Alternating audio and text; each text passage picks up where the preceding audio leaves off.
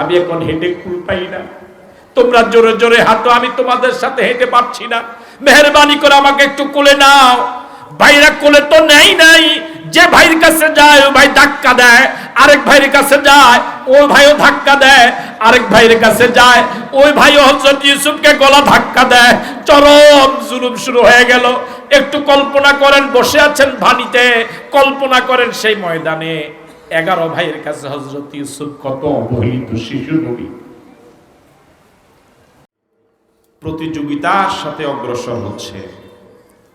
সে সময় আপনাদের এলাকার এই যুবকেরা কোরআন মজিদের বাগান সাজিয়েছে। তাদের জন্য মন থেকে দোয়া না করলে অকৃতজ্ঞতা হবে। আমরা তাদের জন্য দোয়া করি, আল্লাহ রাব্বুল আলামিন যেন এই যুবকদেরকে কোরআন মজিদের জন্য কবুল করুন। যে কোরআন মজিদের বাগান যারা সাজালো, আল্লাহ রাব্বুল আলামিন যেন সে বাগানের ফুল হিসেবে তাদেরকে কবুল করেন। সম্মানিত দ্বীনী ভাইয়েরা, আপনাদের এই মাহফিলের নাম তাফসীরুল কোরআন মাহফিল। সে লক্ষ্যে আমি কোরআন মজিদের একটি অতি পরিচিত সূরার কিছু অংশ তেলাওয়াত করেছি। সাধারণত আমি একাধিক প্রোগ্রাম রাখি না, আজকের আয়োজকদের অধিক চাপাচাপি একরকম মাজবুর করেছে। এই জন্যই মাগরিবের পরে সময় দিতে বাধ্য হয়েছি। অনেকের মনে প্রশ্ন, মাগরিবের পর কেন? একটা সময় সারা দেশে তাফসীর মাহফিলের চরিত্রটা ছিল এমন, যাকে কেন্দ্র করে তাফসীরুল কোরআন মাহফিল সাজানো হতো। সেই বরেণ্য প্রধান মেহমান আলোচনাই করতেন মাগরিবের পরে।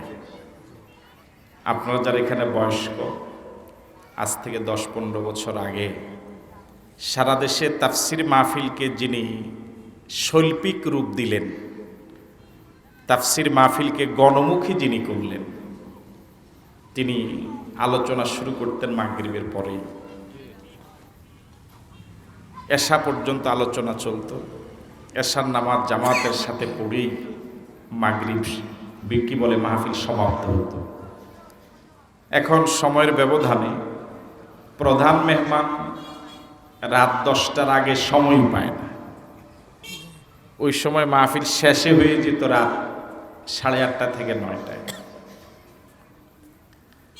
তো যাই হোক, আল্লাহ পাক আমাদেরকে কবুল করেছেন, যাদেরকে আমরা আসার সুযোগ পেয়েছি, এই জন্য মালিকের আবারও শুকরিয়া আদায় করছি, আলহামদুলিল্লাহ। আমরা যে সূরা থেকে কিছু অংশ তেলাওয়াত করেছি, ওই সূরার নাম ইউসুফ। বলুন তো, সে সূরার নাম অনেকে জবাব দেননি এখনো। সে সূরার নাম ইউসুফ। পুরুষের নাম না মহিলার নাম? পুরুষ। কালো মানুষ না সুন্দর মানুষ? দেখেছেন কিভাবে বললেন?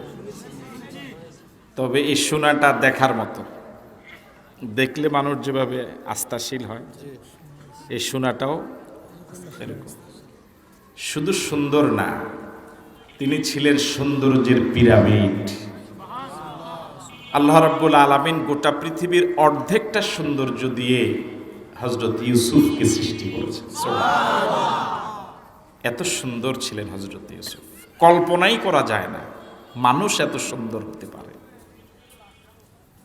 আল্লাহ এত সুন্দর করে বানাতে পারেন, কল্পনাই করা যায় না। তো তার নামে সূরাটি। এই সূরাটি কোরআন মজিদের 12 নম্বর সূরা। এই সূরাতে আয়াত রয়েছে 111টি, রুকু রয়েছে 12টি। রাসূল করিম সাল্লাল্লাহু আলাইহি ওয়াসাল্লামের হিজরতের আগে নাজিল হয়েছিল, এই জন্য সূরাটিকে বলা হয় মাক্কি সূরা। আমি আরেকবার বলি, এরপর আপনাদের কাছ থেকে জবাব নেওয়ার চেষ্টা করব ইনশাআল্লাহ। সূরার নাম ইউসুফ, আয়াত 111, রুকু 12, ক্রমিক নাম্বারও 12। সূরাটি মাক্কি। এবার জবাব পাওয়া যাবে ইনশাআল্লাহ। মুরব্বীদেরকে কষ্ট না দিয়ে ওনারা বলুক, কিন্তু যুবকরাই কষ্ট করার দরকার বেশি। যুবকরা সহ সকলে বলি, সূরার নাম ইউসুফ, আয়াত রুকু ক্রমিক নাম্বার, সূরাটি মাদানী। মাক্কি না মাদানী? হিজরতের আগে নাজিল হয়েছে না পরে? আগে নাজিল হলে মাক্কি, পরে নাজিল হলে? এই সূরাটি নাজিল হওয়ার কারণ, তাফসীরের জগতে, তাফসীরের কিতাবে এর শানি নুজুল, এর একাধিক বয়ান রয়েছে। এর মাঝে একটি বয়ান হলো এই, রাসূল করিম সাল্লাল্লাহু আলাইহি ওয়াসাল্লামকে প্রশ্ন করে সবচেয়ে বেশি কষ্ট দিয়েছে ইহুদিরা। ওদের মাঝে আলেম ছিল, তাওরাতের পণ্ডিত ছিল। এই জন্য আলেমরা বা যারা কিছু জানে তারা কিন্তু খামখাই মানুষকে প্রশ্ন করে বুঝায় যে আমি অনেক জানি। অবশ্যই চরিত্রটা এখন নাই, আমি বুঝাতে পারিনি। মানে প্রশ্ন করে জানার জন্য, যে আমি জানি না প্রশ্ন করি, এই পরিমাণ মানুষের সংখ্যা যেমন, আর জানার পরেও প্রশ্ন করে বিব্রত করা, নিজেকে খুব পণ্ডিত বলে প্রচার প্রকাশ করা, এই দুইটা কি এক? এরকম কিছু মানুষ আগেও ছিল, যে জানার জন্য প্রশ্ন নয়, প্রশ্ন হলো যাকে প্রশ্ন করা হবে তাকে হেয় করা, নিজের পাণ্ডিত্য জাহির করা। এই জাতীয় মানুষ ইহুদিদের মাঝে সবচেয়ে বেশি ছিল। আর তারা এই প্রশ্ন করে নিজের পাণ্ডিত্য জাহির করা, রাসূলকে বিব্রত করা, এটা তাদের নিত্য নৈমিত্তিক একটা রুটিন ওয়ার্কে পরিণত হয়েছে। অনেক কষ্ট দিয়েছে তারা রাসূলকে। তারা একদিন প্রশ্ন করেছিল, আচ্ছা মুহাম্মদ, তুমি তো নিজেকে নবী বলে দাবি করো, বলো তো হযরত ইয়াকুব আলাইহিস সালাতু ওয়াস সালাম সিরিয়া থেকে কেন মিশর গিয়েছিলেন? এবং হযরত ইয়াকুব আলাইহিস সালাতু ওয়াস সালামের বংশ এবং ইউসুফ আলাইহিস সালাতু ওয়াস সালামের ঘটনা তুমি বলো, যদি তুমি নবী হও। যে সময় ইহুদিরা রাসূলকে এই প্রশ্ন করলেন, সিরিয়া এবং মিশর, কেন হযরত ইয়াকুব সিরিয়া থেকে মিশর গেলেন, হযরত ইউসুফের ঘটনা। রাসূল করিম সাল্লাল্লাহু আলাইহি ওয়াসাল্লাম ওই সময়ে সিরিয়াও যান নাই, মিশরও যান নাই। মক্কায় তার জন্ম, মক্কায় তার বেড়ে ওঠা। তাদের সে প্রশ্নের জবাবে আল্লাহ রাব্বুল আলামিন 111 আয়াত 12 রুকু সম্বলিত সূরা ইউসুফ একসাথে নাজিল করে তাদের প্রশ্নের জবাব দিয়েছেন। সুবহানাল্লাহ। আরো জোরে বলেন না আল্লাহু আকবার। মা ইয়ানতিকু আনিল হাওয়া ইন হুয়া ইল্লা ওয়াহয়ুন ইউহা। রাসূল যা বলেন সব। সুবহানাল্লাহ। রাসূল ততক্ষণ জবাব দেন নাই যতক্ষণ আল্লাহ জবাব না পাঠিয়েছে। এমন নবীর উম্মত হতে পেরে খুশি না বেজার? খুশি। এর জন্য বলুন আলহামদুলিল্লাহ। আলহামদুলিল্লাহ। হযরত ইউসুফ আলাইহিস সালাতু ওয়াস সালামের ঘটনাটি এক চমৎকার ঘটনা। ঘটনা এটি বাংলা, আরবি হলো কিসসা, কিসসা, কাসাস, জমা। কিন্তু আমাদের দেশে ঘটনা এটা যত প্রসিদ্ধ, আরবিটা কিচ্ছাটা এর থেকে বেশি প্রসিদ্ধ। ঘটনা করলে এত বুঝে না, কিচ্ছা করলে যত ভালো বুঝে। আপনারা কি আমার সাথে একমত? এদেশে অসংখ্য কিচ্ছা রয়েছে, যার শুরু থেকে শেষ পর্যন্ত সবটাই মিথ্যায় ভরা। এর মাঝে শিক্ষণীয় কিচ্ছু নাই। এবং এই ঘটনার যারা অভিনয় করে তারাও পৃথিবীর শ্রেষ্ঠ মিথ্যুকের অভিনয় করে। ঠিক নয় কি? পুরা কিচ্ছাটা, পুরা কাহিনীটা, পুরা ঘটনাটা মিথ্যা আর মিথ্যা। কিন্তু আল্লাহ রাব্বুল আলামিন হযরত ইউসুফের যে কিচ্ছা বললেন, যে ঘটনা বললেন, এটা 16 আনাই সঠিক, 16 আনাই সত্য এবং 16 আনাই শিক্ষণীয় বিষয়। পৃথিবীর সিংহভাগ ঘটনায় মানুষের জন্য শিক্ষণীয় কিছু নাই। সারা রাত কিচ্ছা শোনার পর যদি সকালে জিজ্ঞেস করেন ঘটনা কি, কিছু বলতে পারবে না, শুধু কান শুক। আল্লাহ রাব্বুল আলামিন বলেন, লাকাদ কানা ফি ইউসুফ ওয়া ইখওয়াতিহি আয়াতুল লিসাইলিন। হযরত ইউসুফ সম্পর্কে যারা জানতে চায়, যারা প্রশ্ন করেছে ইউসুফ নবীর ইতিহাস জানার জন্য, আমি যে জবাব দিচ্ছি এই জবাবটা অনর্থক জবাব নয়, অহেতুক জবাব নয়, বরং প্রশ্নকারীদের জন্য এই জবাবে অনেক শিক্ষণীয় বিষয় রয়েছে। সুবহানাল্লাহ।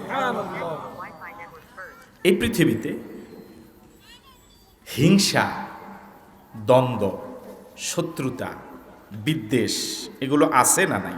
আছে। আপনারা যেটা আস্তে আস্তে জবাব দেন, আছে না নাই? মানুষ মানুষের ভালো দেখতে পারেন, এটাকে না কি বলে?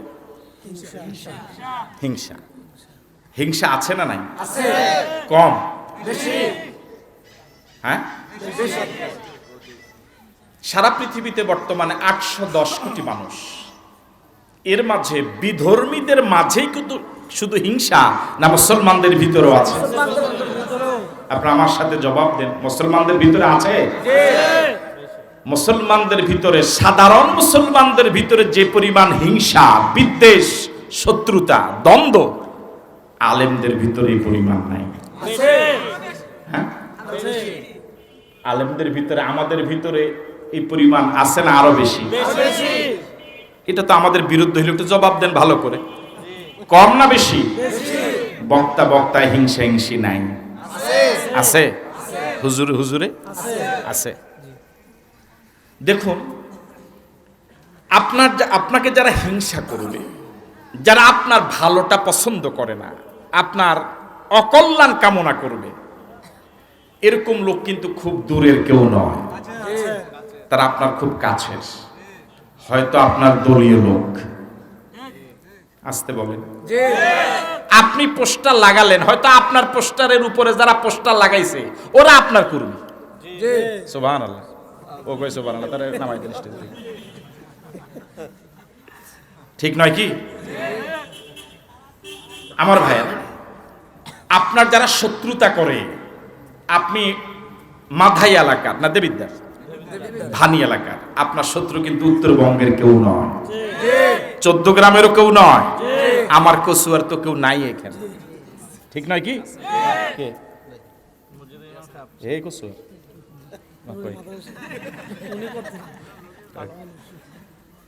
তাহলে আপনাকে যারা শত্রুতা করে তারা আপনার দলের লোক। জোরে জবাব দেন। আপনার পকেটের লোক, আপনার আপনজন, এমন হতে পারে আপনার আপন ভাই। ঠিক নয় কি? আপনার আপনজন আপনার যে পরিমাণ শত্রুতা করে, বাহিরের লোকেরা আপনার এই পরিমাণ শত্রুতা করে না। এই হিংসা এটি একটি মারাত্মক অপরাধ। এই অপরাধ মানুষের সারা জীবনের সব নেক আমলগুলোকে কি করে দেয়? ধ্বংস করে দেয়। অথচ এমন একটি মারাত্মক ক্যান্সার নিয়ে আমি ওয়াজ করছি, আমি ইমামতি করছি, আমি সমাজে নেতৃত্ব দিচ্ছি, কথা ঠিক নয় কি? কিন্তু লেবাস, পোশাক, টুপি থেকে পাগড়ি থেকে শুরু করে পা পর্যন্ত পুরাটাই ফেরেশতা চরিত্র। কিন্তু আমার ভিতরে এমন ক্যান্সার আমি লালন করছি, স্টেজে প্রধান মেহমানের বক্তৃতা দিচ্ছি, আমার চরিত্র, আমার হিংসা, আমার বিদ্বেষ, অন্যের অকল্যাণ কামনা করা আমার ভিতরে যে পরিমাণ দানা বেঁধেছে, আমার এই চরিত্র দেখলে ইবলিসও শরম পায়। ঠিক নয় কি? রাসূল করিম সাল্লাল্লাহু আলাইহি ওয়াসাল্লামকে আল্লাহ রাব্বুল আলামিন ইউসুফ নবীর কিচ্ছা শুনিয়ে একে তো ইহুদিদের প্রশ্নের জবাব দিলেন, দ্বিতীয়ত আমাদের নবীকে সান্ত্বনা দিলেন, আপনার এখন যারা শত্রুতা করে, আপনার অকল্যাণ কামনা করে, দেশের সব জনগণ বুক ফুলিয়ে চলাফেরা করে, সব অপরাধীরা হাঁটা চলা করতে পারে, আপনি মক্কার জন্য তাদের কাছে চোখের শুল হয়ে গেলে ভয় পাবেন না, ঘাবড়ে যাবেন না, হতাশ হবেন না। আপনি যে মিশন নিয়ে এই জমিনে দাওয়াতি কাজ শুরু করেছেন, এই দাওয়াতি কাজের মিশন নিয়ে যারাই বিগত দিনে এসেছে তাদের সকলের জন্যই আপনজনেরা বেশি শত্রুতা করেছে। আল্লাহ রাব্বুল আলামিন বলেন, লাকাদ কানা ফি ইউসুফ ওয়া ইখওয়াতিহি আয়াতুল লিসাইলিন। যারা ইউসুফ নবীর কাহিনী শুনতে চেয়েছে তাদের জন্য ইউসুফ নবীর কাহিনীর ভিতরে অনেক শিক্ষণীয় বিষয় আছে, আমাদের জন্য নাই? আছে। জবাব দেন, আছে। ইজ ক্বালু লা ইউসুফু আখুহু আহাব্বু ইলা আবিনা মিন্না ওয়া নাহনু উসবাতুন ইন্না আবানা লাফি দালালিম মুবিন। হযরত ইউসুফ আলাইহিস সালাতু সালামের এক ঘরে ছিলেন 11 ভাই। কয় ভাই? 11 ভাই। আর উনি এবং বেনিয়ামিন আপন ভাই ছিলেন 2 জন। কয়জন? 2 জন। হযরত ইউসুফ এবং বেনিয়ামিন কয়জন? 2 জন। হযরত ইউসুফ আলাইহিস সালাতু সালাম শিশু মানুষ, ছোট মানুষ। বাকি 11 ভাই অনেক বড়। সংসারের সকল কাজকর্মে বাবা নবী ইয়াকুবকে ওনারাই সহযোগিতা করে, হাল চাষ হোক, হাট বাজার হোক, রুটি রোজগার হোক। কিন্তু হযরত ইয়াকুব নবী বাকি 11 ভাইকে যে পরিমাণ গুরুত্ব দেয়, হযরত ইউসুফ নবী ছোট মানুষ, সংসারে তেমন কাজে আসে না, কিন্তু ওনাকে বেশি প্রায়োরিটি দেয়, গুরুত্ব দেয়। এবার বলুন তো, ইউসুফ নবীকে গুরুত্ব দেওয়ার আলাদা একটা কারণ আছে না? আরো জোরে বলেন, আছে না? যে ছেলে নামাজ পড়বে, কোরআন মজিদ তেলাওয়াত করে, যে ছেলে মা বাবার পরকারে উপকারে আসবে, ওই ছেলের জন্যই তো আল্লাহওয়ালা পিতা মাতার বেশি দরদ থাকার কথা। না হয় ঐশীর মতো সন্তান যদি মায়ের গর্ভে জন্ম নেয়, বাবার ঔরসে জন্ম নেয়, তার জন্য তো দুনিয়াটাই জাহান্নামের টুকরা হয়ে যাবে। আমার ভাইয়েরা, বর্তমান পৃথিবীতে উচ্চ শিক্ষিত অনেক ছাত্র পাওয়া যায়, কিন্তু মানুষ পাওয়া যায় কম। প্রাণ থাকলেই প্রাণী হওয়া যায়, কিন্তু প্রাণ থাকলে মানুষ হওয়া যায় না। মানুষ হওয়ার জন্য মনুষ্যত্ব লাগে, মানুষ হওয়ার জন্য মনুষ্যত্ব লাগে। ইউনিভার্সিটিতে পড়লে ও মেধাবী ছাত্র হতে পারে, কিন্তু প্রকৃত মানুষ হওয়ার জন্য এই কোরআন মজিদ লাগে। ঠিক নয় কি? হযরত ইউসুফের বাকি 11 ভাই যখন দেখলেন বাবা ইয়াকুব নবী আমাদের 11 ভাইকে যে পরিমাণ মায়া করেন, এর থেকে অনেক অনেক বেশি মায়া করে ইউসুফ নবীকে। অথচ ইউসুফ শিশু মানুষ, ছোট মানুষ, সংসারে তেমন কাজকর্মে আসে না। আমরা 11 ভাই সংসারের সব কাজকর্মের যোগান দেই, সাংসারিক সকল কাজে আমরা সহযোগী হই। আমাদের সহযোগিতা ছাড়া সংসারের কাজ একরকম অচল। আমরা শক্তিশালী 11 ভাইয়ের একটা দল। বাবার উচিত ছিল আমাদেরকে বেশি সম্মান করা, গুরুত্ব দেওয়া, প্রায়োরিটি দেওয়া, কিন্তু বাবা আমাদেরকে না দিয়ে ইউসুফ নবীকে গুরুত্ব দিচ্ছে। এই হিংসা শুরু। কথা বলে না কি শুরু? হিংসা শুরু। এই 2 হুজুর, আমি সহ 3 জন, রাগ করে না ভাই, কাছে যেহেতু বসছেন মনে হয়েছে মনের মানুষ, এইভাবে বলি। এখন ওনার চেহারা একটু ভালো, ওনার মুরিদ একটু বেশি, ওনার তুলনায় আমার মুরিদ একটু কম, আমার তুলনায় ওনার আরো কম। ওনার মুরিদ বেশি হওয়ার কারণে ওনার হাদি আমার থেকে কম না বেশি? মাসিক ইনকাম বেশি। কথা কয় না কেন? হ্যাঁ, আবার ওনার থেকে আমার মুরিদ একটু বেশি হওয়ার কারণে মাসিক ইনকাম আমার একটু বেশি না ওনার বেশি? কেন? যত মুরিদ কথা কয় না কেন? আমরা এখন যারা ওয়াজ মাহফিল করি, যার যত ওয়াজ, আবার কারো একজনে ডেলি 5টা করলেও যা পায়, 1টা করলে হাতে ডবল পাইলে। ঠিক নয় কি? ওয়াজ কম, টাকা কম, মুরিদ বেশি। এবার আমাদের তিনজনের ভিতরে কি যতই আল্লাহওয়ালা চেহারা সুরত থাকুক, একটু ভিতরে ভিতরে হিংসার বীজ বপন হবে, একটু দ্বন্দ্ব তৈরি হবে। এটা কিসে, কাকে কেন্দ্র করে? জোরে বলেন, কাকে কেন্দ্র করে? এই পৃথিবীতে ভাই ভাই যত শত্রুতা, দলে দলে যত শত্রুতা, আমার ভাইয়েরা মুসলমান মুসলমানের যত মারামারি, আলেমে আলেমে যত দ্বন্দ্ব, তার সবটার পিছনে অর্থ, ক্ষমতা এবং স্বার্থ। ঠিক নয় কি? আমরা তিনজন যদি নিঃস্বার্থ হতাম, আমাদের ভিতরে গলাগলি সম্পর্ক থাকতো। এখন কারোর সাথে কারো সম্পর্ক নাই। কিসের কারণ? হযরত ইউসুফ আলাইহিস সালামের 11 ভাইয়ের দ্বন্দ্ব শুরু হলো, হিংসা শুরু হলো দুনিয়ার স্বার্থকে কেন্দ্র করে। আল্লাহ রাব্বুল আলামিন বলেন, ইজ ক্বালু লা ইউসুফু আখুহু আহাব্বু ইলা আবিনা মিন্না। 11 ভাই যখন দেখলো ইউসুফকে বেশি মায়া করে, এবার 11 ভাই সলা পরামর্শ সবাই বসলো, সংসদে বসলো। এবার বলুন তো, এই যে পরামর্শ সবাই বসলো, মজলিসে শুরায় বসলো, এই শুরায় যত সিদ্ধান্ত হবে ইউসুফের পক্ষে না ইউসুফের বিরুদ্ধে?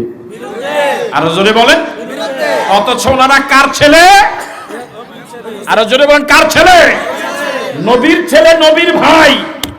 এই মানের লোক বাবার বিরুদ্ধে, নিজের আপন ভাইয়ের বিরুদ্ধে ষড়যন্ত্রের সবাই বসেছে। এই জাতীয় পরামর্শ সভা বর্তমান পৃথিবীতে আছে না নাই? আছে। আরো জোরে বলেন, আছে না নাই? আছে। পরামর্শ সবাই তারা বসে পরামর্শ করছে। ইজ ক্বালু, তারা বলা বলি শুরু করলো, লা ইউসুফু আখুহু আহাব্বু ইলা আবিনা। ইউসুফ এবং তার ভাই বেনিয়ামিন, এই দুজন আমাদের আব্বার কাছে অধিক প্রিয়। অথচ নাহনু উসবাতুন, আমরা সংঘবদ্ধ একটা শক্তিশালী দল। এবার আপনাদের কাছে প্রশ্ন, 11 ভাই এখন কোথায় বসা? আরো জোরে কোন? বৈঠকে বসা। কয়জন? কথা বলছে কার বিরুদ্ধে? ইউসুফ এবং তার। ইন্না আবানা লাফি দালালিম মুবিন। পরামর্শ সবাই বসে তারা বাবার বিরুদ্ধে একটা রায় দিল। 11 ভাই মিলে সাংসারিক বিষয়গুলো আলাপ আলোচনা করে হযরত ইউসুফ নবীর বাবা হযরত ইয়াকুব নবীর বিরুদ্ধে একটা রায় দিল। 11 ভাই মিলে রায়টা রব্বুল আলামিন কোরআন মজিদে কোট করেছেন এভাবে, ইন্না আবানা লাফি দালালিম মুবিন, ইন্না আবানা লাফি দালালিম মুবিন।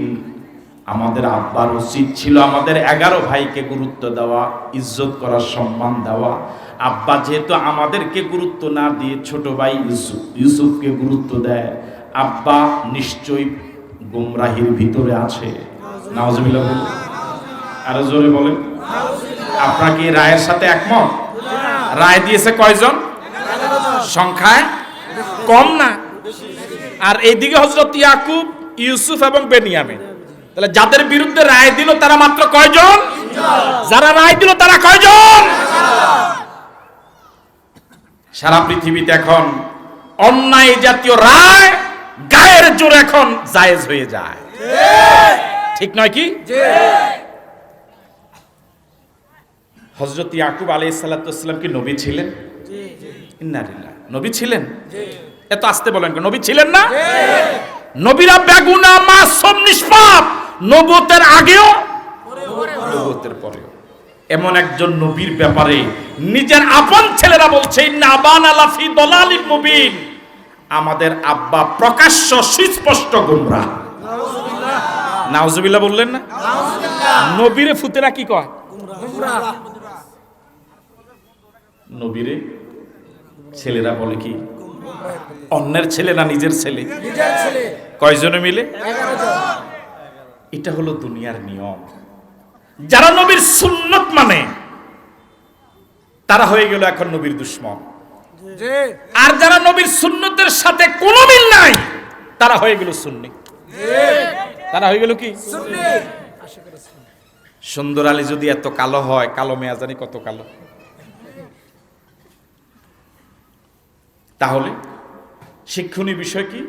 যোগে যোগে পৃথিবীর সূচনা লগ্ন থেকে পর্যন্ত আল্লাহওয়ালাদের বিরুদ্ধে, আল্লাহর নবীর বিরুদ্ধে, সাহাবায়ে কেরামের বিরুদ্ধে, সত্যিকারের ভালো মানুষের বিরুদ্ধে নিজের আপনজনেরা অসংখ্য মানুষ সমবেত হয়ে রায় দিয়েছে, দিচ্ছে এবং কিয়ামত পর্যন্ত দিবে। ঠিক নয় কি? ইন্না আবানা লাফি দালালিম মুবিন।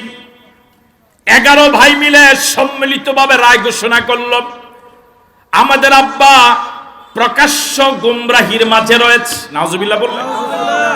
এই রায়টা কত পার্সেন্ট মিথ্যা? 100% বলেন। 100%। এখনো তারা পরামর্শ সবাই বসাম, তারা কেউ প্রস্তাব দিল, কুতুলু ইউসুফা বিতরাহুহু আরদান ইয়াখলু লাকুম ওয়াজহু আবিকুম ওয়া তাকুনু মিন বাদিহি কওমান সালিহিন। তারা এখনো পরামর্শ সবাই বসা, প্রথমে রায়টা দিয়ে দিল আব্বার বিরুদ্ধে। এবার ইউসুফকে কিভাবে আলাদা করা যায়? রায় দিলে তো আর জনগণ আব্বা থেকে আর সরে যাবে না। এটা কি প্রমাণ পৃথিবীতে নাই? রায় রায়ের জায়গা, পাবলিকও মা পাবলিকের জায়গা। একটু কথা বলার ঠিক কিনা? তারা এবার প্রস্তাব দিল, কুতুলু ইউসুফা। আব্বার বিরুদ্ধে রায় দিয়েছে, আব্বা প্রকাশ্য গুমরাহিতে আছে, রায় দিলেই এ রায় কার্যকর হবে না। এ রায় ইউসুফ মেনে নিবে না, বেনিয়ামিন মেনে নিবে না, যে কোনো মূল্যে ইউসুফকে আলাদা করাই লাগবে। একজনে প্রস্তাব দিল, কুতুলু ইউসুফা, ইউসুফকে মেরে ফেলো। বলুন তো দেখি, হযরত ইউসুফ ওদের হাতে নিহত হওয়ার মতো কোনো অপরাধ কি করেছে? এই রায়টা কত পার্সেন্ট অন্যায়? 100%। কত পার্সেন্ট অন্যায়? 100%। ইউসুফের দোষ কি? আব্বা বেশি মায়া করে। কথা কয় না কেন? আব্বা বেশি মায়া করে। এখন এই হুজুরের দোষ কি? হুজুরের দোষ হলো জনগণ হুজুরে পছন্দ করে, হুজুরে খাড়াইলি পাস। সুতরাং এই জনপ্রিয়তাটা হলো হুজুরের কাল। কথা কয় না কেন? এই হুজুরের দোষ হলো হুজুরে যে মাহফিলে যায়, মাহফিলে লোক হয় বেশি। এটাই হলো হুজুরের জন্য কি দোষ? দোষ। জনগণ হুজুরের মাহফিলে আসে, এটা কি হুজুরের দোষ? না। হযরত ইউসুফের আব্বা বেশি পছন্দ করে, এটা কি ইউসুফের দোষ? না। ওরা প্রস্তাব করলো, কুতুলু ইউসুফা, ইউসুফকে মেরে ফেলো। আরেকজনে প্রস্তাব করলো, আবিতরাহুহু আরদান ইয়াখলু লাকুম ওয়াজহু আবিকুম। আরেকজনে প্রস্তাব দিল, ইউসুফকে না মেরেও বাবার থেকে আলাদা করা যাবে। সে প্রস্তাবটা হলো ইউসুফকে অন্য কোন দেশে পাঠিয়ে দাও। কয়টা প্রস্তাব করেছে? জবাবটাতে ছোট। কয়টা প্রস্তাব? একজনে প্রস্তাব করেছে, আপনারা মনে হয় প্রথমটার পক্ষে? হ্যাঁ। দ্বিতীয় প্রস্তাব হলো অন্য কোন দেশে ইউসুফকে পাঠিয়ে দাও। এই প্রস্তাবের পক্ষ কি আপনারা? এই দুইটা প্রস্তাবের একটা প্রস্তাবের পক্ষেও ওরা এবার দ্বিতীয় প্রস্তাব দিয়ে বললাম, ইয়াখলু লাকুম ওয়াজহু আবিকুম, ইউসুফকে যদি অন্য কোন দেশে পাঠিয়ে দাও, হত্যা করো। বাবা যখন ইউসুফকে কাছে না পাবে, তখন বাধ্য হয়ে সাংসারিক কাজে আমাদেরকে কাছে পাবে, বাধ্য হয়ে বাবা আমাদেরকে মায়া করবে। জনগণ যখন ভালো মানুষ না পাবে, আমি যত বড় ডাকাত হই, মানুষ আমারই মারবে।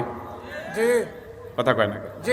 পাবলিক যখন ভালো মানুষ না পাইব, তখন চোরক ডাকাইতে দেখ তারে মানে।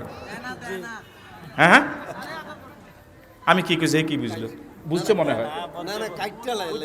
ও বুঝছে কইছে মনে হয়। তাদের চিন্তা হলো, আব্বা যখন ইউসুফকে পাবে না, ভালো মানুষ যখন পাবে না, তো সাংসারিক কাজে কাউকে না কাউকে তো চেয়ারম্যান বানানো লাগবে, মেম্বার বানানো লাগবে। তো সুতরাং ইচ্ছা অনিচ্ছা বাবা আমাকে কি করবে? সমর্থন করবে। ওয়াতাকুনু মিন বাদিহি কওমান সালিহিন। এই কয়েকটা রায় জোড়া বৈঠকে দিল, বাবাকে গোমরাহ বলে রায় দিল, ইউসুফকে হত্যা করার প্রস্তাব দিল, অন্য দেশে ইউসুফকে পাঠায় দেওয়ার প্রস্তাব করলো। এই তিনটা রায় যে অন্যায়, চরম অন্যায়, এতটুকু বুঝ কিন্তু ওই 11 জন ভাইয়ের আছে। আর কি এই বুঝ নাই যে আসলে এটা খারাপ কাজ? যে জেনা করে তার কি বুঝ নাই যে এটা আসলে খারাপ কাজ? এই বুঝ কি আছে? যারা যোগে যোগে আল্লাহওয়ালাদের বিরুদ্ধে রায় দেয়, সে নিজেও জানে যার বিরুদ্ধে রায় দিলাম আসলে এই অপরাধে অপরাধী নয়। কথা বলে ঠিক নয় কি? যখন চেয়ার চলে যায় তখন কেউ বলা লাগে না, রিমান্ডও নেওয়া লাগে না, নিজেই বিবৃতি দেয় আসলে অন্যায় ভাবে দুনিয়া থেকে তাদেরকে বিদায় করে দিয়েছি। ঠিক নয় কি? এই 11 ভাই যে ইউসুফ নবীর ব্যাপারে সিদ্ধান্ত নিয়েছে তাকে হত্যা করো, এই রায়টা যে চরম অন্যায়, 16 আনা অন্যায়। ইউসুফ নবীর কোনো অপরাধ ছিল না, এই বুঝ তাদের আছে। এবার তারা নিজেরা নিজেদের ব্যাপারে এবার সিদ্ধান্ত নিল এমন একটা চরম অন্যায় রায় দেওয়ার পরে আমাদের ভালো হওয়ার কি পথ? তারা এবার নিজেরাই বলছে ওয়াতাকুনু মিন বাদিহি কওমান সালিহিন। অন্যায়টা করার পরে, রায়টা দেওয়ার পরে, কার্যকর হওয়ার পরে তওবা করে আমরা আল্লাহওয়ালা হয়ে যাব। কোন একজন হুজুরের কাছে যাইয়া তওবা কইরা মুরিদ হইয়া একেবারে কি হয়ে যাব? ভালো হয়ে যাব। এরকম লোক তো এখনো আছে, সারা বছর আকাম করে হেতে বুড়া বয়সে কি হয়ে গেছে? হাজি হয়ে গেছে। এরকম আছে না? নাই? এমন অনেক লোক আছে, হজ তার উপর ফরজ হয়ে গিয়েছে বহু আগে, আগামী বছর তার একটা মোটা অঙ্কের দাইন আছে। দাইন বুঝেন? সে চিন্তা করছে হজটা এর পরে করি, এটাকে খাইয়া লই, এর পরে যাইয়া তওবা করে। ঠিক আছে কথা? এরকম সিংহভাগ মানুষ আছে, সারা জীবন সকল আকাম করে বুড়া বয়সে কিছু দরবেশ সেজে সে মনে করে আমি খুব কি হয়ে গেছি, ভালো হয়ে গেছি। আল্লাহ কিছু বুঝে না। কথা বলেন, আল্লাহ কিছু বুঝে না। এই 11 ভাই এবার সিদ্ধান্ত নিল ওয়াতাকুনু মিন বাদিহি কওমান সালিহিন। ইউসুফের ব্যাপারে যে রায়টা দিলাম এটা যে চরম অন্যায় রায়, বাবার বিরুদ্ধে রায় দিলাম, বাবা প্রচন্ড গোমরাহ, আল্লাহ বানাইলো নবী, ছেলেরা কয় বাবা গোমরাহ। কি কি জবানা আইলো রে বাবু, বগায় কোন দাবায়? আল্লাহ বানাইলো নবী আর হুতেরা কয় গোমরাহ। এখনো তো এরকম ছেলে আছে, আব্বা কিচ্ছু বুঝে না। এরকম আছে না? নাই? আব্বা বুড়ো হয়ে গেছে, কিচ্ছু বুঝে না। হে কি বুঝা বুঝি? হ্যাঁ, এরকম আছে না? ওয়াতাকুনু মিন বাদিহি কওমান সালিহিন। এটা যে একটা চরম অন্যায় রায়, বিশ্বাস করুন আর নাই করুন, যোগে যোগে পৃথিবীতে যারা জুলুম করেছে, রাতের অন্ধকারে হলেও, ঘুমাতে গেলে হলেও তাদের মনে হয়, যখন ঘুমাতে যায় তখন হলেও মনে হয় এই মাজলুমদের সাথে আচরণটা ঠিক করি নাই। এরা কোনো অন্যায় করে নাই, এরা কোনো অপরাধ করে নাই। এদেশের একমাত্র খাঁটি দেশপ্রেমিক যদি থাকে উলামায়ে কেরামই আছে। এই উলামায়ে কেরামের পৃথিবীর কোন দেশে সেকেন্ড হোম নাই, দ্বিতীয় কোনো বাড়ি নাই। আমরা যদি বাঁচি যতদিন এদেশে ঈমান নিয়ে বাঁচবো, যেদিন মরবো এদেশে ঈমান নিয়ে মরতে চাই। যারা উলামায়ে কেরামের বিরুদ্ধে জুলুম করে, অন্যায় করে, যে মসজিদ কমিটি ইমাম সাহেবের প্রতি প্রচন্ড অন্যায় করেছে, এমন অনেক ইমাম সাহেব আছেন, কিছু তথ্য আমাদের কাছেও বলে তার স্ত্রী প্রচন্ড অসুস্থ, তিনি ছাড়া হাসপাতালে নেওয়ার কেউ নাই, বেতন কম, হাসপাতালে নেওয়ার টাকাও নাই, এরপরও তো স্বামী নেওয়া লাগবে। এমন জালেম কমিটি আছে, ইমাম সাহেবকে হাসপাতালে স্ত্রীকে নেওয়ার ছুটিও দেয় না। কি জুলুম!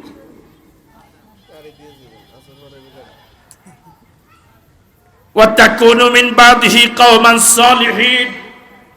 ওই 11 ভাই এবার সিদ্ধান্ত নিল রায়টার যে অন্যায়, ইউসুফের প্রতি যে অন্যায়, কোনো সন্দেহ নাই, কিন্তু অন্যায়টা করার পর আমাদের স্বার্থ যখন উদ্ধার হয়ে যাবে, আমরা যখন চেয়ার পেয়ে যাব, তখন ভালো করে তওবা করে কওমান সালিহিন আমরা ভালো হয়ে যাব।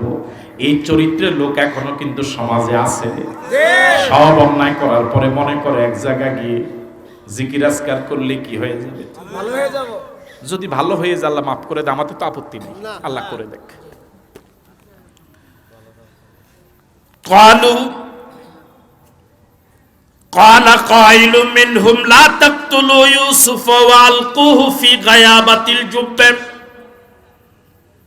যুবকদেরকে বিনয়ের সাথে বলি, আজ সিংহবাগ যুবক মাহফিলের শ্রোতা যারা আয়োজন করেছেন, যুবক, তাদেরকে দেখলে কলিজাটা ভরে যায়।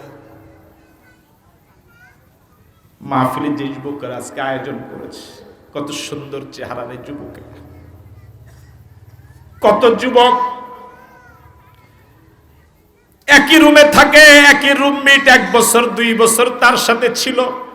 এই রুমমেটটাকে সারা রাত নির্যাতন করে করে পিটায় পিটায় মেরে ফেলে। কিভাবে দেয়, কিভাবে তাদের সহ্য হয়? একসাথে খাইলাম, একসাথে নির্দয়, কিন্তু কিছুদিন পরে হলেও তাদের মনে হবে কাজটা কি করিনি, ঠিক করিনি। ক্বালা কাইলু মিনহুম লা তাকতুলু ইউসুফা ওয়ালকুহু ফি গায়াবাতিল জুব্বা ইয়ালতাকিতুহু বা'দু সাইয়ারাতি ইন কুনতুম ফাইলিন। এই 11 ভাইয়ের মাঝে যিনি বড় ছিলেন নাম ইয়াহুদা। নাম কি? ইয়াহুদা। বয়স একটু বড় তো, বুঝুত একটু কি। যদিও আমাদের দেশে অধিকাংশ পরিবারে বাপের বড় ফুতের কোনো দাম নাই। জি জি জি, কথা কয় না জি, আমরা ছোট ফুত মনে হয়, এই লাগে তো করে, এই জন্য তো নিজের পক্ষে পড়ছে, দেখছেন একেবারে কয় জি জি। বাস্তব অধিকাংশ পরিবারে যে বাবার বড় ছেলে পরিবারটাকে ঋণ মুক্ত করলো, বাবার পরিবারটার হাল ধরলো, সংসারটা যখন একটু দাঁড়িয়ে যায়, বড় ছেলেকে কেউ আর দাম দেয় না, বড় ছেলেকে আর কেউ বলে না। আর ছোট যারা সংসারের কাজকর্মের উপযোগী, সংসারে কিছু দেওয়ার উপযোগী হওয়ার আগেই সংসার ভিন্ন হয়ে যায়, সে সংসারে কোনো বিপদ আপদ দেখেই নাই। এই 11 ভাইয়ের মাঝে ইয়াহুদা বড়, বয়সে বেশি। বাবা ইয়াকুব নবীর সংসারের দুঃখ দুর্দশা সে তিনি বেশি দেখেছেন, বাবার বেশি কাছে ছিলেন। ভাইয়েরা বাবার বিরুদ্ধে যে রায় দিল, বাবা প্রকাশ্য গুমরাহিতে আছে। ইউসুফের ব্যাপারে প্রস্তাব দিল, ইউসুফকে হত্যা করা হোক, অন্য দেশে পাঠিয়ে দেওয়া হোক। এতক্ষণ পর্যন্ত বড় ভাই শুনেছে, কিন্তু এই 3টা রায়, একটা রায়ের সাথে কিন্তু বড় ভাই একমত ছিল না। কিন্তু বাকি 10 জন একদিকে, বড় জন একদিকে, করবেটা কি? পারে না ভাইদের বিরুদ্ধে যাইলেই। এতক্ষণ পর্যন্ত শোনার পরে এবার বড় ভাই ইয়াহুদা প্রস্তাব দিল, শুনুন, আমার প্রস্তাব হলো ইউসুফের ব্যাপারে অন্যায় কোনো সিদ্ধান্ত নিও না। তোমরা বাবার সংসারের দুঃখ দুর্দশা দেখো নাই, আমি বড়, আমি দেখেছি। আমার প্রস্তাব হলো, ক্বালা কাইলুম মিনহুম, তাদের মাঝে একজন বলল, বড়জন বলল, লা তাকতুলু ইউসুফা, ইউসুফকে হত্যা করো না, ও ছোট মানুষ, কি অপরাধ করেছে? আমরা যেভাবে বাবার ছেলে, ইউসুফ তেভাবে বাবার ছেলে। বাবা আদর্শ হাক আমাদের যেভাবে দরকার তারও তো এইভাবে দরকার, বরং আমাদের থেকে তার বেশি দরকার, যেহেতু সে বয়সে ছোট। আমার প্রস্তাব হলো, লা তাকতুলু ইউসুফা, ইউসুফকে মেরো না, ইউসুফকে হত্যা করো না, বরং ওয়ালকুহু ফি গায়াবাতিল জুব্বা ইন কুনতুম ফাইলিন, যদি ইউসুফের ব্যাপারে কিছু করতেই হয় না করাই ভালো। মনোযোগ আছে আপনাদের? না করাই ভালো, কোনো অন্যায় সিদ্ধান্ত ইউসুফের ব্যাপারে না নেওয়াই ভালো। যদি নিতেই হয়, তোমাদের যে মুভমেন্ট, যে আক্রোশী আগ্রাসী চিন্তা, তোমরা ইউসুফের ব্যাপারে কিছু না করে ছাড়বা না। যদি করতে হয়, আমার প্রস্তাব হলো আলকুহু ফি গায়াবাতিল জুব্বে, একটা অন্ধকার কূপে ইউসুফকে ফেলে দাও। বর্তমানে পানির জন্য যেভাবে খাল, বিল, নদী, নালা ছিল, ওই সময় এমন পর্যাপ্ত ব্যবস্থা ছিল না, কূপ ছিল। কুয়া থেকে মানুষ পানি উত্তোলন করে ব্যবহার করত, খেত। ওয়ালকুহু ফি গায়াবাতিল জুব্বে, ইউসুফকে একটা অন্ধকার কূপে ফেলে দাও। ইয়ালতাকিতহু বা'দু সাইয়ারা, যে কুয়ার পাশ দিয়ে মানুষের চলাচলের রাস্তা, মুসাফিররা যখন চলাচল করতে গিয়ে পানির প্রয়োজন হবে, কুয়া থেকে যখন পানি উত্তোলন করার জন্য যাইবে, হযরত ইউসুফকে তারা সেখানে পাবে, ইউসুফকে তারা তুলে নিয়ে যাবে তাদের দেশে, ইউসুফকে নিয়ে যাবে। ইউসুফও বেঁচে গেল, তোমাদের স্বার্থ উদ্ধার হলো। যদি কিছু করতে হয় অন্তত এটা করা যায় কিনা ভেবে দেখো। মাঠে আছেন আপনারা? এই রায়টাও অন্যায়, তবে ওইটার থেকে একটু তুলনামূলক।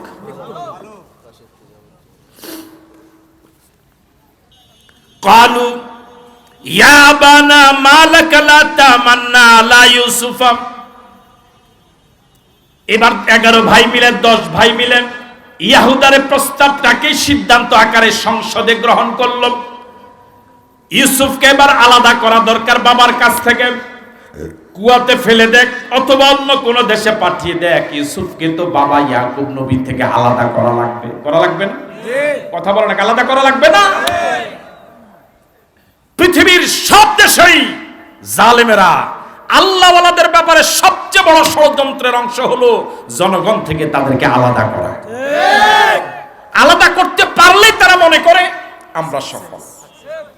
আর আলাদা করার জন্য আল্লাহওয়ালাদের ব্যাপারে যা বলা দরকার, এ খারাপ, এ দেশ বিরোধী, এ সন্ত্রাসী, এ জঙ্গি, এ চরিত্রহীন, যা বলা দরকার সব বলে।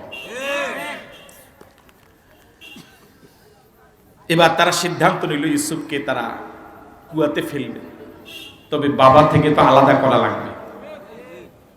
আপনারা কি আমার কথা বুঝেন? বাবা থেকে আলাদা করা লাগবে না? এখন ঘটনা হলো এই, হযরত ইয়াকুব নবী ইউসুফকে 1 সেকেন্ডের জন্য নিজের কাছ থেকে আলাদা হতে চায় না। এখন একটা ঝামেলা না? জনগণ এত পছন্দ করে আলেমকে যে হুজুরের জন্য জীবন পর্যন্ত দিতে রাজি। এখন আপনি কি গুলি দিয়া জনগণকে কয়জনের সরাই? এখন 11 ভাই মিলে হযরত ইয়াকুব নবীর কাছে আসছে। মিটিং কি আছে না মিটিং শেষ? শেষ। হুজুর কো আছে বলে মিটিং শেষ না? জি। মাহফিল না, মিটিং তো শেষ। জি। এখন তারা হযরত ইউসুফকে বাবা থেকে কি করবে? আলাদা করবে। দেখেন আয়েশা বাবার কাছে কি বলতেছে। ক্বালু, এবার 11 ভাই মিলে ইয়াকুব নবীর কাছে এবার একটা প্রস্তাব দিল। প্রস্তাবটা একটা থ্রেট ধরনের। প্রথমে একটা ধমকের সুরে বাবার সাথে কথা কয়। এরকম বেয়াদব ফলাফাইন সমাজে আছে না নাই? হ্যাঁ আছে। ক্বালু, তারা বলল ইয়া আবানা, ও আমাদের আব্বা, মালাকা, আপনার কি হলো? এটার আমাদের আঞ্চলিক ভাষা অনুবাদ করলে আমরা ওসিটা কি আপনার পাইছেনটা কি কথা কয় না? জি। মালাকা এটার আঞ্চলিক ভাষা অনুবাদটা হবে আমরা পাইছেনটা কি? ইউসুফের একার সব সময় আপনি লগে লগে রাখেন, ঘটনাটা কি আপনার? ক্বালু, তারা বলল ইয়া আবানা, ও আমাদের আব্বা, মালাকা, আপনার হলোটা কি?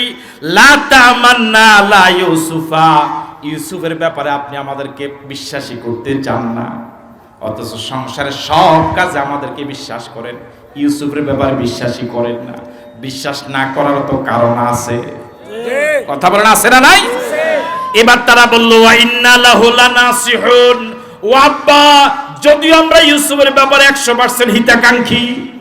নাউজুবিল্লাহ কইলেন না? সোরের মার বড় গলা। আব্বার সামনে, আল্লাহর নবীর সামনে ডাহা মিথ্যা কথা বলে বলছে আমরা ইউসুফের ব্যাপারে ওয়া ইন্না লাহু লানাসিহুন, আমরা ইউসুফের হিতাকাঙ্ক্ষী, কল্যাণকামী। কথাটা কত পার্সেন্ট মিথ্যা?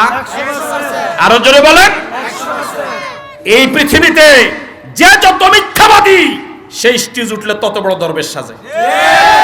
হ্যাঁ জি, পুরো ইবলিসের মতো। ঠিক আছে কথা? জি। যে যত বড় মাপের বাটপার সে তত দরবেশ সাজে, জনগণকে তত বড় বেশি ভালো ওয়াদা দেয়। ওয়া ইন্না লাহু লানাসিহুন, নিশ্চয় আমরা ইউসুফের ব্যাপারে হিতাকাঙ্ক্ষী, 100% হিতাকাঙ্ক্ষী, কল্যাণকামী। এই জাতীয় কল্যাণকামী দায়িত্বশীল সমাজ এখন আছে না নাই? আছে। মুখের সাথে কাজের কোনো মিল নাই, মনে যা আছে মুখে তা নাই, মুখে যা আছে মনে তা নাই। এই জাতীয় দায়িত্বশীল নেতার সমাজ এখন অভাব আছে। আর সিলহু মানা, এবার 11 ভাই মিলে হযরত ইয়াকুব নবীকে একটা প্রস্তাব দিল। আগে কি স্বাভাবিক কথা বলছে না, বাবাকে থ্রেট দিছে, এটা ধমক দিছে, পাইছেনটা কি আপনি? ঘটনাটা কি আপনার? এবার একটা প্রস্তাব দিচ্ছে। আসিলহু মানা, আমাদের প্রস্তাব হলো আপনি আগামীকাল ইউসুফকে আমাদের সাথে পাঠান। আপনারা মাঠে আছেন? আরসিলহু মা'না গাদান, আপনি ইউসুফকে আমাদের সাথে আগামীকাল পাঠান। ইউসুফ কি করবে? ইয়ারতাউ ওয়া ইয়ালআব, ইউসুফ ছোট মানুষ, কিশোর মানুষ, শিশু মানুষ, সে আমাদের সাথে লম্পঝম্প করবে, খেল তামাশা করবে। ছোট পোলাপান তো লাফালাফি করে, ঠিক আছে না কথা? তো ছোটরা যা করার তাই করবে। আপনি তারা ঘরে বন্দি করে রাখছেন, সে তো লুলো হয়ে যাবে। কি বুদ্ধি দিতে আছে বাবার? আপনি বুড়া মানুষ, আপনার সাথে তার বয়সের মিলে, আপনি বুড়া মানুষ, তার সাথে সাথে আপনি রাখেন, সে তো প্রতিবন্ধী হয়ে যাব। তাকে একটু আলো বাতাসে ঘুরতে দেন, একটু বাজারে যাক, একটু হাট বাজারে যাক, একটু খেলতামাশা দেখুক, তাহলে তার শরীর কি হবে? একটু আলো বাতাস লাগবে। দেখছেন নি হাওয়া কারে বলে? আরসিলহু মা'না গাদান, আগামীকাল ইউসুফকে আমাদের সাথে পাঠান। ইয়ারতাউ ওয়া ইয়ালআব, সে লাফালাফি করবে, খেলতামাশা করবে। ওয়া ইন্না লাহু লাহাফিজুন, আব্বা ইউসুফের ব্যাপারে আপনি কোনো চিন্তা করবেন না, হতাশ হবেন না। আমরা কথা দিচ্ছি, আমরা ইউসুফের 100% হেফাজত করব। নাউজুবিল্লাহ বললেন না? বলুন তো দেখি, এরা হেফাজত করবে না, এরা ইউসুফকে মারার পরিকল্পনা করছে। হ্যাঁ, শ্রীগাল চিনেন? শ্রীগাল আপনাদের দেশে আঞ্চলিক ভাষা কি কয়? আর একটা আঞ্চলিক ভাষা আছে হেতিয়াল। হেতিয়ালের কাছে মুরগা বাগা দেয়, বর্গা বর্গা বুঝেন? ওয়া ইন্না লাহু লাহাফিজুন, আব্বা আমরা আপনাকে কথা দিচ্ছি, ইউসুফের কোনো ক্ষতি হবে না, ইউসুফের কোনো কল্যাণ হবে না। ওয়া ইন্না লাহু লাহাফিজুন, আমরা ইউসুফকে 100% কথা দিচ্ছি, হেফাজত করব। এবার হযরত ইয়াকুব তাদের কথার জবাব দেওয়া শুরু করলেন। মনোযোগ আছে আপনাদের? বলুন তো দেখি, এই 11 ভাই মিলে যা কথা বলছে, মুখের সাথে মনের মিল আছে না নাই? কত পার্সেন্ট নাই? 100% নাই। কালাম, এবার হযরত ইয়াকুব নবী জবান খুললেন, মনোযোগ দিয়ে শোনার পরে বললেন, ইন্নী লা ইয়াহজুনুনি আন তাযহাবু বিহি ওয়া আখাফু আন ইয়াকুলাহু যিবু ওয়া আনতুম আনহু গাফিলুন। অনুবাদ শোনার আগে বলেন আল্লাহু আকবার। আল্লাহু আকবার।